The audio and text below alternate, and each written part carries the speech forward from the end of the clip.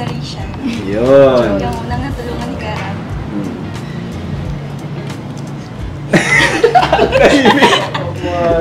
Parang close na kayo ha. Okay ba? Ikaw? Nakita ko na po yung tunay nilang pagkatao. Ako?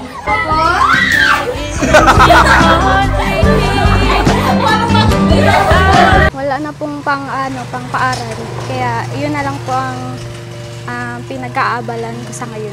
Ba't sino kasama mo sa bahay? Si mama po. Si mama mo?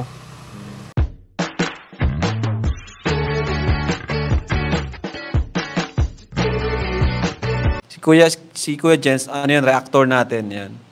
Official reactor. Ayan mga kalingap, welcome back to my YouTube channel. This is Kuya Jens. So kung bago ka lang sa aking YouTube channel, huwag niyo pong kalimutang mag-subscribe at click the bell button para like ka updated sa mga bago upload na video. At huwag po natin kalimutang suportahan ang buong team Kalingap sa pangunguna ni Kuya Val Santos Matubang, Ate Enda Vlog at syempre Kalingap Rob. At pakisuportahan din po ang aming mga kasama sa buong team Kalingap. Nandiyan po ang K-Boys, Kalingap Partner, Kalingap Reactor, at lahat po ng charity vloggers sa buong Pilipinas na tumutulong sa mga kababayan na nangangailangan at may hirap. Suportahan po natin lahat guys. So ayun mga Kalingap, isang mapagpalang araw po ng linggo sa inyong lahat mga Kalingap. Ito po ay panandalian lamang po nating vlog. Bibigyan lang po natin ng reaction video. Yung pong mga nagchat-chat po at nagpaparting po ng kanilang mga mensahe sa atin at mga komento po sa ating mga vlog. At ito nga po mga Kalingap ay patungkol po mga Kalingap kay Rachel po at kay Rose Ann. Kasi meron po mga nagchat sa atin, mamaya pag-uusapan po natin kung gaano nga ba mga Kalingap katotoo itong balita po na tinatanong po sa atin ng ating mga viewers na si Rose Ann po ba ang papalit kay Rachel sa Angels o sa Kalingap Angels mga Kalingap. So pag-uusapan po natin yan mga Kalingap. At ngayon po mga Kalingap, kailangan ko po ng full support po ninyo ng inyong cooperation, coordination mga Kalingap. So comment down below mga Kalingap ng inyo po mga komento sa pag-uusapan po natin ngayong araw. Pero bago ang lahat, gusto ko pong i-shout out ang lahat po ng ating viewers, supporters ng Team Kalingap, ang ating mga kababayang OFW sa iba't ibang dako ng mundo, iba't ibang dako ng Pilipinas, mga kababayan natin sa Luzon, Visayas at Mindanao, isang mapagpalang araw po sa inyong mga Kalingap and shout out po sa inyong lahat. So ay mga Kalingap, pag-uusapan po natin mga Kalingap ngayon, panandali ang pag-uusap po mga Kalingap, dahil meron pong mga nagpaparting sa atin ng mga Kalingap ng kanilang message mga Kalingap, meron din mga comment na ating nababasa mga Kalingap sa ating mga vlogs, at ilang mga kasamahan din po natin sa K-Boys ang nakaka-receive din po mga Kalingap ng mensahe at nagtatanong po kung totoo po ba mga Kalingap na si Rose Ann ang papalit po kay Rachel sa Angels o sa Kalingap Angels mga Kalingap. Una sa lahat mga Kalingap, bakit po kaya nagkaroon? Ang tanong po dito, bakit nagkaroon ang ating mga viewers ng idea na papalitan po ni Rose Ann si Rachel mga Kalingap? So iniisip ko mga Kalingap, bakit nga ba sila magkakaroon ng idea at saan sila nakakuha ng idea o kaisipan na pwede pong palitan si Rachel ni Rose Ann sa Kalingap Angels? Ang isa sa pinaka naisip ko dito mga Kalingap, nakita po siguro ng ating mga viewers mga Kalingap na bihira po makasama si Rachel sa grupo po ng Kalingap Angels. Kasi kung mapapansin po natin sa ilang mga vlogs, palagi pong magkasama si Dara, si Joy at si Erica mga Kalingap. At bibihira po mga Kalingap sa vlog po ng Team Kalingap na nakakasama po si Rachel sa banding po ng Kalingap Angels mga Kalingap. Pero mga Kalingap, wag din po natin kalimutan na si Rachel po ay nag-aaral, tumutulong kay Roel of Malalag. Tumutulong po siya kay Roel of Malalag sa pagbablog, sa pag-charity vlog, at meron din po siyang gawain sa kanilang bahay mga Kalingap.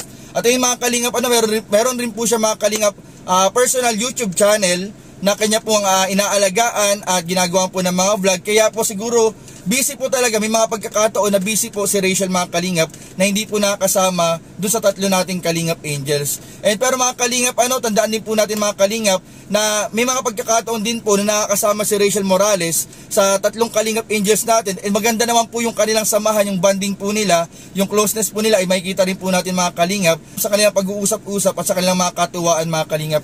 Pero ayun nga po dahil nakita nga po siguro din ng ilang viewers po natin na palagi pong magkasama lang ay si Erica, si Joy at si Dara mga Kalingap.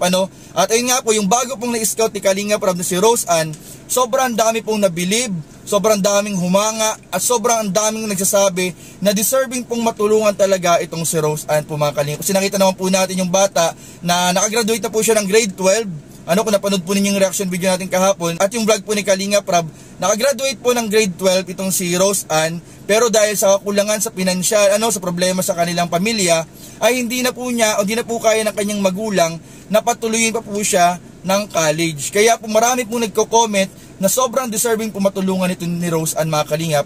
And nakita rin po mga kalingap na talagang may itsura at maganda rin po yung bata at talagang deserving din at pwedeng makasama po sa Kalingap Angels. Kaya po naisip po siguro ng iba nating mga viewers na baka po once na si Rachel po ay hindi na talaga palaging nakakasama sa Kalingap Angels, ay baka po ipasok itong si Rose Ann. So hindi po natin alam, wala pong may alam mga kalingap ng plano at mangyayari po mga kalingap sa Team Kalingap at sa Kalingap Angels. Pero ayun po, tutukan po natin ang mga kaganapan at kwento nila mga kalingap, dahil sigurado po ako mga kalingap na mayroon pong mga magaganap na mga gandang bagay para po sa ating mga beneficiaries. Pero sa akin lang personal na comment mga kalingap, personal na comment ako po mga kalingap, bakit po naisip po ng mga viewers kaya o kaya nung mga nagme-message po sa atin na kailangan palitan si Rachel? In the first place po mga kalingap, the more the merrier. Ibig sabihin, mas marami, mas maganda, mas masaya. Mas marami tayong natutulungan at yung mga kalingap, mas marami po yung napapasaya natin mga viewers and supporters. Hindi po natin kailangan maggawa ng division. Mga kalingap, hindi po natin kailangan gumawa ng division para po sa ating mga Kalingap Angels, sa ating mga beneficiaries. Bakit po hindi na lang natin isipin na idagdag po si Rose Ann. Idagdag po si Rose Ann sa Kalingap Angels na wala pong kailangang alisin o palitan. Siguro po yun na lang po mga kalingap. So comment down below kung agree po kayo sa akin mga kalingap. Kasi nakikita ko po mga kalingap, meron po mga nagpipili talaga na gumawa ng kwento, gumawa ng senaryo mga kalingap na gustong talagang may pag-awayin. Nagagawa sila mga kalingap ng mga istorya. Which is ang pangit po mga kalingap kasi naapektuhan po, pinakaunang naapektuhan ay yung Team Kalingap. And yung mga Kalingap Angels at beneficiaries po natin naapektuhan yung kanilang emotion.